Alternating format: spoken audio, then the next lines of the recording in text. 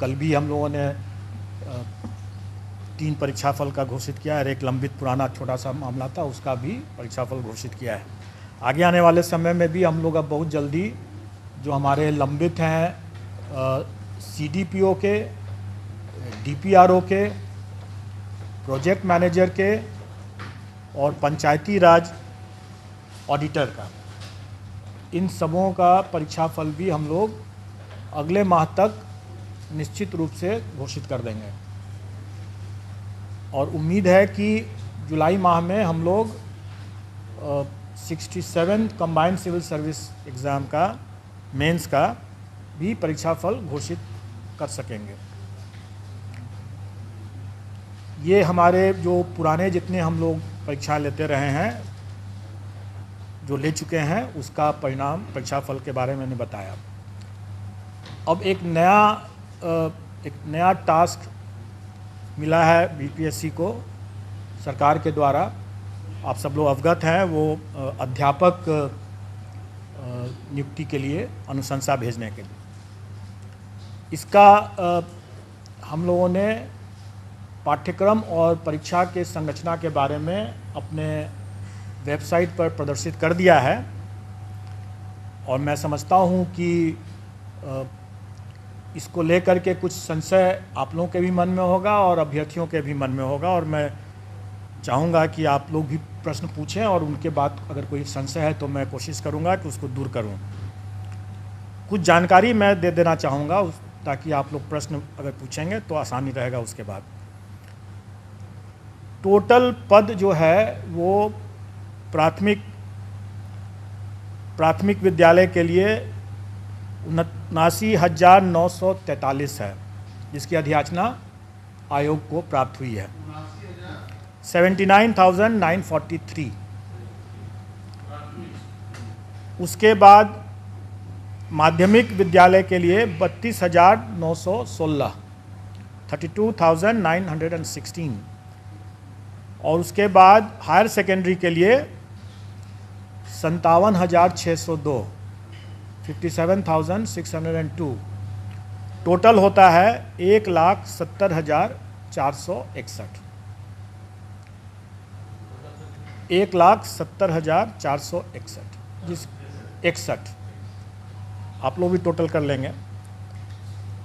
अब इसमें जो अर्हताएँ हैं वो सरकार के नियमावली में दिया हुआ है और जहाँ जहाँ वो मिसिंग होगा वो सरकार के निर्देश पर और सरकार के साथ आयोग की बैठक, संयुक्त बैठक में जो निर्णय लिया जाएगा उसके अनुरूप वो होगा और वो विज्ञापन के समय जब निकलेगा 1-2 दिन में मैं समझता हूँ कि विज्ञापन भी हम लोग निकाल देंगे। वैसे मैं बता दूँ मोटा मोटी तौर पर कि प्राथमिक विद्यालय के लिए जो न्यूनतम अर्हताएँ होंगी वो inter pass plus CTET plus diploma in elementary education या BEd अगर किया हो तो वो होना चाहिए। माध्यमिक विद्यालय के लिए graduation plus state STET plus BEd और हायर सेकेंडरी के लिए पोस्ट ग्रेजुएशन होना है और स्टेट और BEd होना है। डिग्री मतलब graduation plus state plus BEd। और इसमें जो नियमावली के हिसाब से ही जो लोग वर्ष 2012 के पूर्व के जो होंगे, जो नियोजित हैं, उनके लिए TET मतलब टीचर्स एलिजिबिलिटी टेस्ट से वो उनको एग्जेम्पशन है। हाँ, तो ये हुआ। उसके अलावा फिर एज रिलैक्सेशन भी है उन लोगों के लिए, वो सारा चीज़ नियमावली में पहले से दिया हुआ है, तो वही चीज़ विज्ञापन में हम लोग रिपीट कर देंगे। अब जो हम लोगों ने जो पाठ्यक्रम निकाला और जो उसके लाइट में लोगों को जो जिज्ञासा या संशय है, थोड़ा मैं उसको दूर करना चाहूँगा। पहली बात कि ये लोग प्रश्न पूछ रहे हैं कि परीक्षा एक ही दिन में होगा, एक दिन से अधिक में होगा, तो हम लोग आवेदन जो मांगेंगे वो इन सभी पदों के लिए एक साथ मांगेंगे। एक ही आवेदन होगा। मतलब कहने का है कि एक कैंडिडेट अगर वो योग्य है तो वो प्राथमिक के साथ साथ वो हाई स्कूल के लिए भी और हायर सेकेंडरी स्कूल के लिए भी, तीनों के लिए वो अप्लाई कर सकता है। एक साथ अप्लाई एक साथ कर सकता है। और जब हम अप्लाई करने की जब हम उसको सुविधा देंगे, क्योंकि उसका हक भी है, अगर वो योग्य है तो तीनों में अप्लाई कर सकता है, तो स्वाभाविक है कि हम उसको तीनों के लिए परीक्षा में उत्तीर्ण होने के लिए भी हम उसी हिसाब से परीक्षा की तिथि को रखेंगे, ताकि अगर वो योग्य कैंडिडेट है तो वो तीनों परीक्षा में अलग अलग तिथि पर वो भाग ले सकता है। अब हम आते हैं पाठ्यक्रम के बारे में। पाठ्यक्रम या और परीक्षा की जो संरचना है वो हम लोगों ने इस तरीके से डिसाइड किया है कि एक पेपर जो होगा वो क्वालिफाइंग नेचर का है और वो भाषा का पेपर जो है वो क्वालिफाइंग नेचर का है। उसमें उसको सिर्फ पास करना है, उसका मेरिट में नहीं जुटेगा वो। उसमें भाषा में 2 सेक्शन रहेगा। एक सेक्शन अंग्रेजी है जो सबको करना है, और दूसरा सेक्शन में विकल्प है, मतलब कि वो हिंदी, उर्दू या बांग्ला। क्योंकि हमारे पास जो पद आए हैं प्राथमिक में, उसमें बांग्ला के लिए 148 पद है, उर्दू के लिए 12,729 पद है, और बाकी जो प्राथमिक के जो बाकी हैं वो सामान्य मतलब हिंदी के हैं। ये सब जो क्वालिफाइंग वाला जो मामला है, जिसमें 25 मार्च का अंग्रेजी और मैं आपकी जिज्ञासा को जल्दी ही शांत कर दूंगा। 25 मार्क्स जो रहेगा वो, और सभी एग्ज़ाम जो हमारे हैं वो MCQ बेस्ड हैं, मतलब कि ऑब्जेक्टिव टाइप के हैं, मल्टीपल चॉइस क्वेश्चंस रहेंगे। और क्वालिफाइंग नेचर का जो पेपर भाषा का है उसमें अंग्रेजी 25 नंबर के रहेंगे, 25 प्रश्न, और हिंदी या उर्दू बांग्ला जो रहेगा वो 75-75 का रहेगा। उसमें से कोई एक चुनना है उनको। मतलब टोटल 100 नंबर के 100 प्रश्न रहेंगे, और पूरे पेपर में उनको 30% मतलब कि 30 नंबर न्यूनतम लाना होगा, तभी वो पास करेंगे, नहीं तो वो परीक्षा से, प्रतियोगिता से बाहर हो जाएंगे।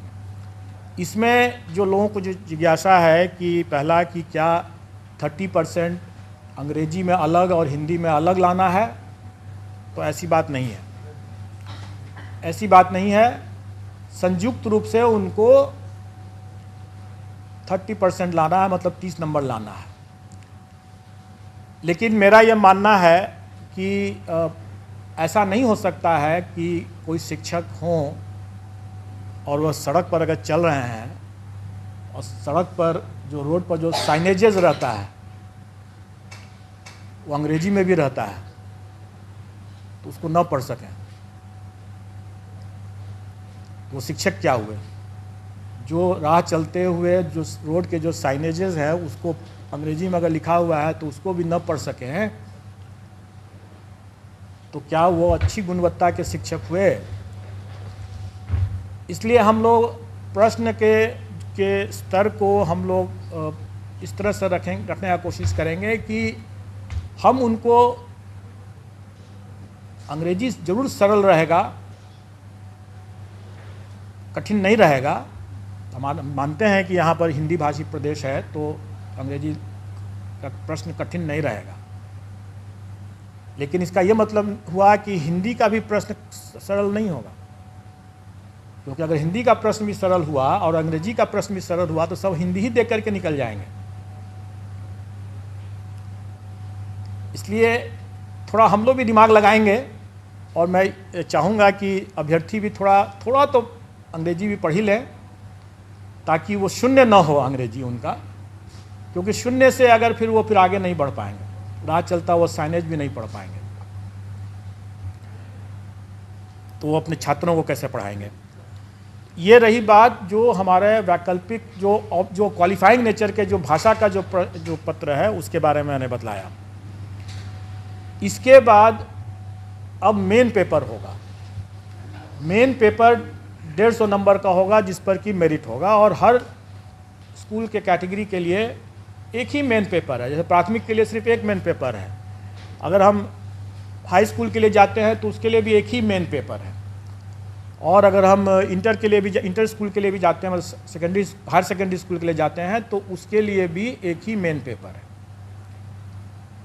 एक ही पेपर उसके बाद देना है, और वो अगर कोई अभ्यर्थी अगर तीनों श्रेणी के लिए अप्लाई करता है तो स्वाभाविक है कि उसको फिर तीनों पेपर देना होगा। अलग अलग दिन होगा लेकिन देना होगा तीनों। फिर मेरिट लिस्ट अलग अलग बनेगा क्योंकि सबके लिए अलग अलग वो परीक्षा है।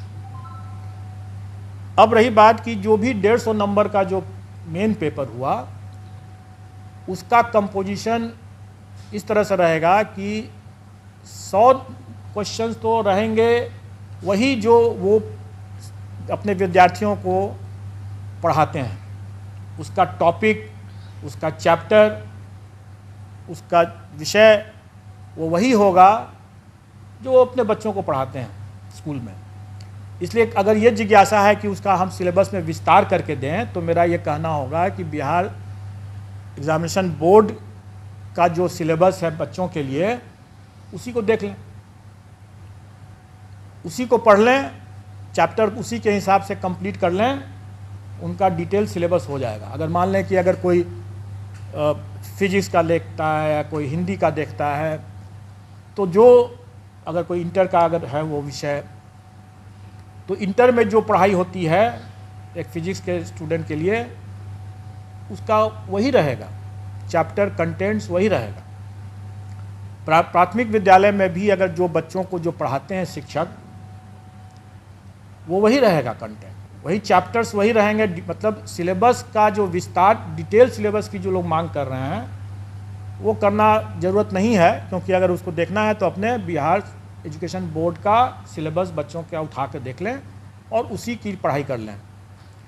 अब रही बात कि शिक्षक हैं वो बच्चों से उनका ज्ञान ज़्यादा होना चाहिए, बच्चों से उनका स्तर ज़्यादा होना चाहिए, तभी तो पढ़ा पाएंगे। तो स्वाभाविक है कि प्राथमिक शिक्षक के लिए जो अभ्यर्थी होंगे उनका चैप्टर तो वही होगा जो बच्चों को पढ़ाने वाला है, लेकिन उसका स्तर जो होगा वो बच्चों वाला तो नहीं होगा। उनका स्तर जो उनके लिए जो जैसे प्राथमिक शिक्षक के लिए न्यूनतम निर्धारित योग्यता जो है वो इंटर है, तो उसी के आलोक में प्रश्न पत्र का स्तर होगा। चैप्टर तो वही हुआ जो प्राथमिक विद्यालय में जो पढ़ाते हैं, लेकिन उसका जो स्तर जो होगा वो उनके जो न्यूनतम निर्धारित योग्यता मतलब इंटर जैसे है, तो उसी को ध्यान में रख करके होगा कि इंटर पास एक अभ्यर्थी स्कूल प्राथमिक विद्यालय के बच्चों को पढ़ाएंगे तो उनको क्या ज्ञान होना चाहिए, जो भी विषय वो पढ़ाएंगे उसके लिए उनका क्या ज्ञान होना चाहिए, क्या स्तर होना चाहिए, वो उसी के आलोक में रहेगा।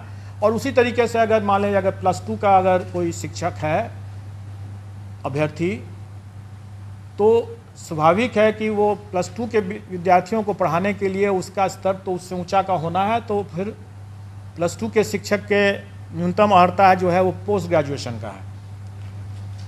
तो पोस्ट ग्रेजुएशन का है तो हम लोग उसी के आलोक में कि वो इंटर के बच्चों को पढ़ाने वाले पोस्ट ग्रेजुएट अभ्यर्थी हैं, तो प्रश्नों का स्तर क्या होना है वो उसी के हिसाब से हम लोग तय कर लेंगे। तो अब इसमें इसको लेकर के जो लोगों को कन्फ्यूज़न था कि हमारा क्या रहेगा, पाठ्यक्रम का कैसे मतलब डिटेल क्या रहेगा, तो मैंने बता दिया। अब रही बात कि ये तो 100 नंबर के हुआ, बाकी 50 नंबर के जो रहेंगे वो सामान्य ज्ञान जो है, जनरल साइंस कर लें, जनरल स्टडीज़ कह लें, वो बेसिकली जो पहला जो 100 नंबर का जो हुआ वो उनके नॉलेज का टेस्ट होगा, और बाकी जो 50 नंबर का जो होगा वो उनके इंटेलिजेंस का टेस्ट होगा। मतलब कि उसमें मेंटल एबिलिटी रहेगा वगैरह वगैरह, रीजनिंग रहेगा और इसी तरह के मिलते जुलते चीज़ रहेंगे, जो उनके कुछ हो सकता है कि सामान्य तरह का जो एक किसी भी जागरूक नागरिक को या शिक्षक को थोड़ा बहुत ज्ञान होना चाहिए सामान्य ज्ञान का, तो वो उसी तरह का रहेगा। वो बहुत ऐसा बिल्कुल नहीं रहेगा कि हम कोई जो लोग ये आशंकित हो रहे हैं कि हम एसडीएम बना रहे हैं, ऑफिसर बना रहे हैं, ऐसी बात नहीं है। वो भी लोक सेवक ही होंगे और जो एसडीएम जो हैं वो भी लोक सेवक ही होंगे। और किसी भी एक लोक सेवक को एक जो सामान्य ज्ञान का जो स्तर होना चाहिए, इसका स्तर उतना ज़्यादा नहीं होगा, जो कि स्पष्ट है।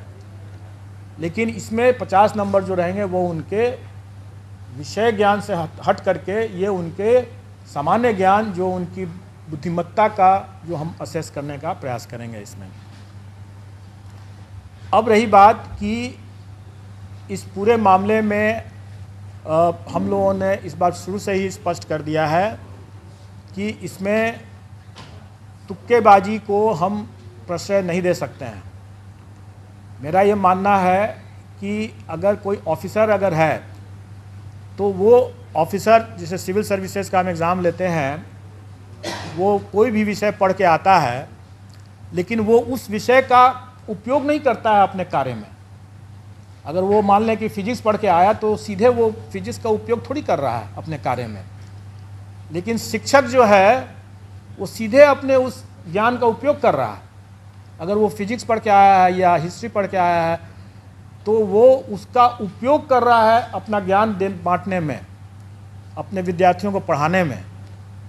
वो अपने ज्ञान के मामले में तुक्केबाजी अगर करते हैं तो ज़्यादा खतरनाक होगा। वो बच्चों के लिए भविष्य से खिलवाड़ वाली बात होगी। इसलिए हम उनको तुक्केबाजी पर अंकुश शुरू से ही लगाएंगे और इसलिए हम इसमें नेगेटिव मार्किंग रखेंगे। लेकिन अभ्यर्थियों को उससे घबराना नहीं चाहिए, क्योंकि आफ्टर ऑल जो वो पढ़ाएंगे बच्चों, जो उनका अपना खुद का विषय है, जिस पर उन्होंने पढ़ाई किया है और जिस पर वो आगे काम कर रहे होंगे या काम करेंगे, उसका तो उनको ज्ञान होना ही है, नहीं तो वो अपना पढ़ाएंगे कैसे। इसलिए वो चूँकि उनका ज्ञान भी है, उसका अनुभव भी है, इसलिए उनको कोई उसमें तुक्का लगाने की ज़रूरत नहीं होगी उनको। और इस बार तो मतलब कंबाइंड सिविल सर्विस की तुलना में सक्सेस रेशियो जिसमें जो होना है, जैसे 1,70,000 से ऊपर वैकेंसी है। अगर अभ्यर्थियों की संख्या हम माने कि 6-7 लाख अगर होंगे तो आप अनुपात देख लें कि सक्सेस का अनुपात काफ़ी बेहतर है कंपेयर टू जो कंबाइंड सिविल सर्विसेज एग्ज़ाम, जिसमें कि काफ़ी मारामारी रहता है। तो इसमें उतना घबराने की ज़रूरत नहीं है। प्रश्न का स्तर जो होगा वो कठिन नहीं होगा, लेकिन डेफिनेटली वो एक तरह से बहुत हल्का भी नहीं होगा। वो उनके जो काम जो करेंगे, जो पढ़ाएंगे, उसको उसके ही आलोक में उसका स्तर होगा। तो नेगेटिव मार्किंग कितना होगा उसके बारे में जो लोग यहाँ पर पहले से जुटे हुए हैं आयोग के संबंध में, नेगेटिव मार्किंग संबंध में, वो जानते हैं कि अगर 5 ऑप्शन रहेंगे अगर, तो 1/n-1 होता है फॉर्मूला उसके हिसाब से। मतलब कि अगर 5 ऑप्शन है तो मतलब कि 4 गलत प्रश्न और 1 सही प्रश्न मिलाकर के 0 होना है। 5 ऑप्शन है तो 1/4 हो जाएगा, और अगर 4 ऑप्शन है तो 1/3 माइनस हो जाएगा। ये स्टैंडर्ड स्टैटिस्टिकल फार्मूला रहता है और इसका निर्णय हम लोग कर देंगे और वो परीक्षा में भी उन लोग पता चल जाएगा। लेकिन इससे घबराने की बात बिल्कुल नहीं है। और हम लोग अभ्यर्थियों को पर्याप्त समय भी देंगे पढ़ाई करने के लिए, तैयारी करने के लिए, इसलिए इसमें घबराने वाली बात तो बिल्कुल नहीं है। और अनुपात, जो सक्सेस का अनुपात इतना बेहतर है, मैं समझता हूँ कि जो अगर थोड़े से भी जो लोग पढ़ा रहे होंगे, ठीक से पढ़ा रहे होंगे, तो उनके लिए कोई दिक्कत नहीं होनी चाहिए, आ जाएंगे इसमें। अब आप लोगों का अगर कोई प्रश्न बिल्कुल नहीं है, और अनुपात जो सक्सेस का अनुपात इतना बेहतर है, मैं समझता हूँ कि जो अगर थोड़े से भी जो लोग पढ़ा रहे होंगे, ठीक से पढ़ा रहे होंगे, तो उनके लिए कोई दिक्कत नहीं होनी चाहिए, आ जाएंगे इसमें। अब आप लोगों का अगर कोई प्रश्न हो इसमें। एग्जाम सर कब तक होगा सर? एग्ज़ाम कब तक होगा? एग्ज़ाम हम लोग कोशिश करेंगे कि हम लोग उनको लगभग 3 माह का हम लोग उनको टाइम तो देना चाहेंगे, 90 दिन का। दिसंबर में लगभग एग्जाम हुआ था, नवंबर तक तो आप सितंबर तक आपको हम लोग एक साथ रोटी भी खा सकते हैं और सब्जी भी खा सकते हैं। सितंबर तक तो हम लोग मतलब तो हम लोग इस सितंबर में अगर वो परीक्षा कर रहे हैं तो इसका ये मतलब थोड़ी है कि हम लोग उसके पहले परीक्षा दूसरा नहीं दे सकते हैं। 90 दिन के बाद कभी भी हम लोग उसके नहीं, ऐसी बात नहीं, हम लोग आसपास हम लोग उनको पर्याप्त समय देंगे और मोटा मोटी आप ये समझ के चलें कि अगस्त महीने में एग्ज़ाम होगा। कब सर? अगस्त महीने में एग्ज़ाम होगा। हम लोग अभी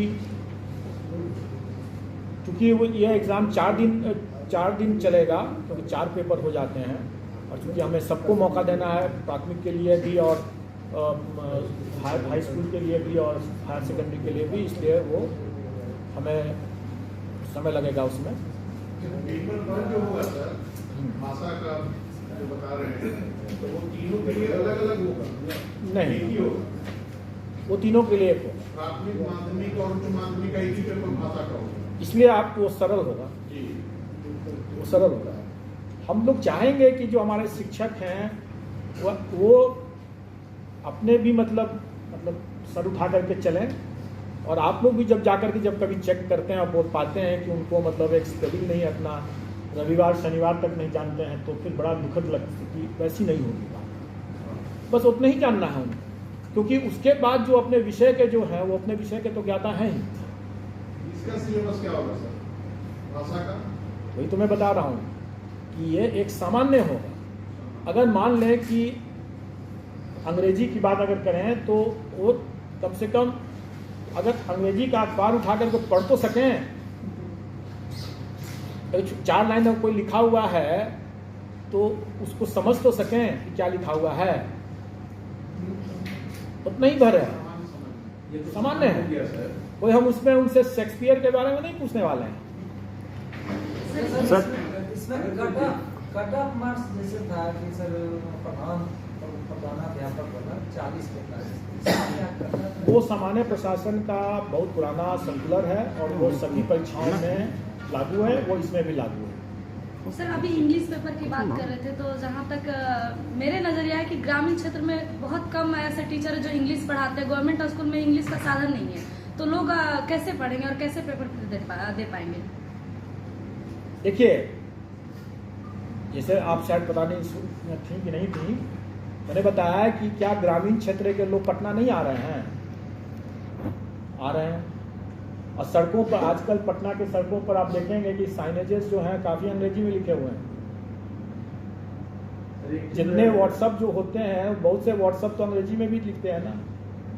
सीनियर टीचर्स जो हैं, कोई एक अगर हम बिहार के भविष्य के लिए बात कर रहे हैं, हमारे बच्चे क्या उनकी सीमाओं से बच्चे की भी जानकारी या उनका जो ज्ञान जो है बाधित हो जाए? नहीं होना चाहिए। हम उनको अंग्रेजी पढ़ाने के लिए नहीं कह रहे हैं, क्योंकि वो अंग्रेजी विषय के वो शिक्षक नहीं है, इसलिए अंग्रेजी वो नहीं पढ़ा रहे हैं। लेकिन उनको इतनी जानकारी तो होनी ही चाहिए ना, जो अपने, क्योंकि वो अगर प्राथमिक विद्यालय के अगर शिक्षक है तो वो सब कुछ पढ़ा रहे हैं। हाई स्कूल के हैं तो वो अलग बात है, फिर तो विषयवार हो गया, फिर तो उसको अंग्रेजी के अलग विषय के शिक्षक हैं। 25 नंबर है अंग्रेजी में, 75 है हिंदी में। हम अंग्रेजी नहीं बनाए, 75 सिर्फ हिंदी बनाए। आपने सुन, मैंने इसके बारे में जवाब दे दिया है, मैंने इसके बारे में जवाब दे दिया है, इसलिए आप उसको आप समझ लें। सर एक चीज़ है सर, इसमें कहा जा रहा है सर, जो बीएड और ये सब का जो क्वालिफिकेशन रखा गया, वो ट्रेनिंग से रिलेटेड क्वेश्चन क्यों नहीं सर रखा गया है सर? Good question.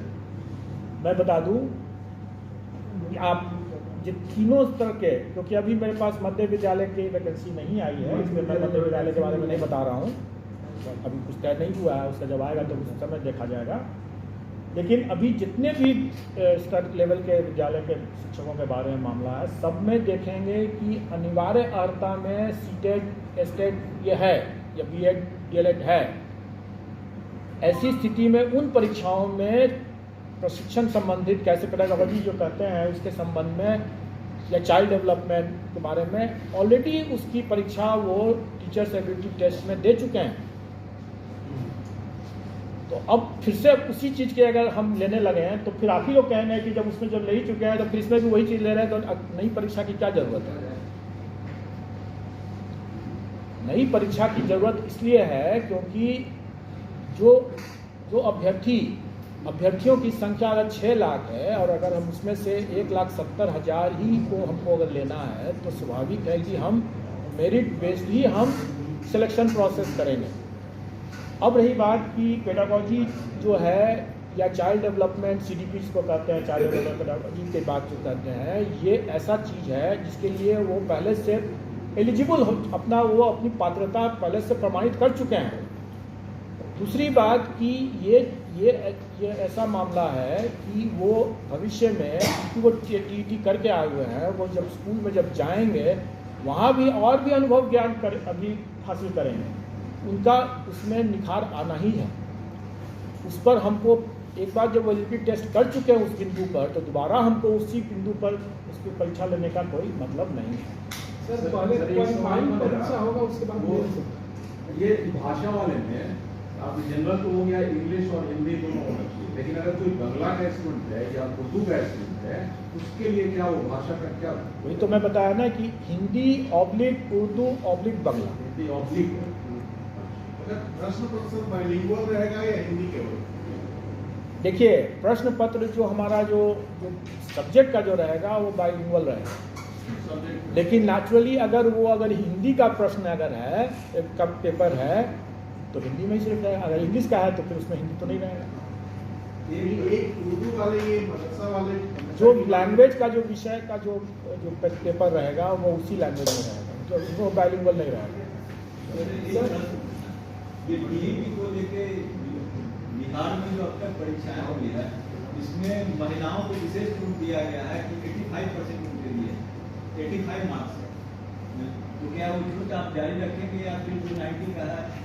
देखिए, जो मिनिमम क्वालिफाइंग जो कट ऑफ है वो सरकार के द्वारा पहले से निर्धारित है, उसमें महिलाओं के लिए अलग है, सामान्य के लिए अलग है, वो उसका पूरा आप लोगों को ज्ञान होगा, हमारे पाठ्यक्रम में भी वो परसेंटेज लिखा हुआ है।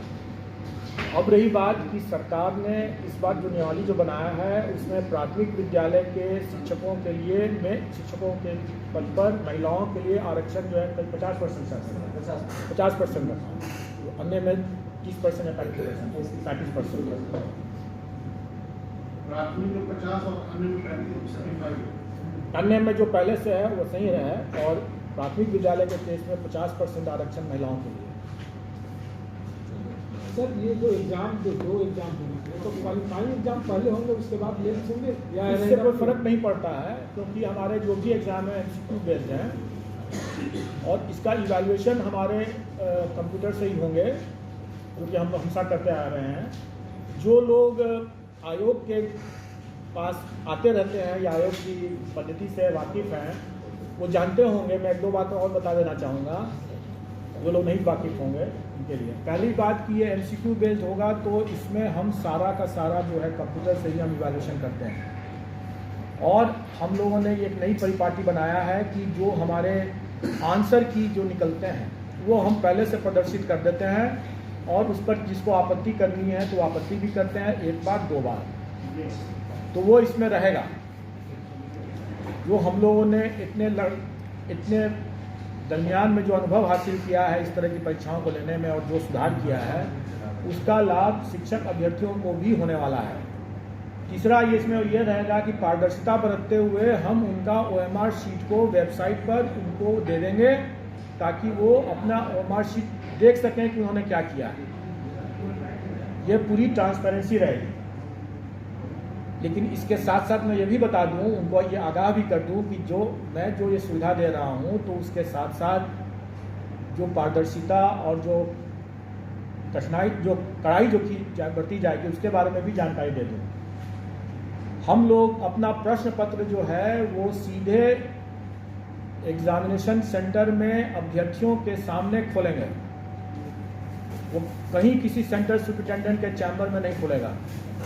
वो पहुंचेगा, और जो लोग यहाँ से पहले से आते रहे वो तो वाकिफ़ हैं, जो नहीं आ रहे पहली बार आ रहे होंगे जो उनके लिए मैं बता दूं। और शिक्षक अभ्यर्थी चूँकि के लिए ये पहला अनुभव होगा, ताकि बहुत पहले जो इस वर्तमान जनरेशन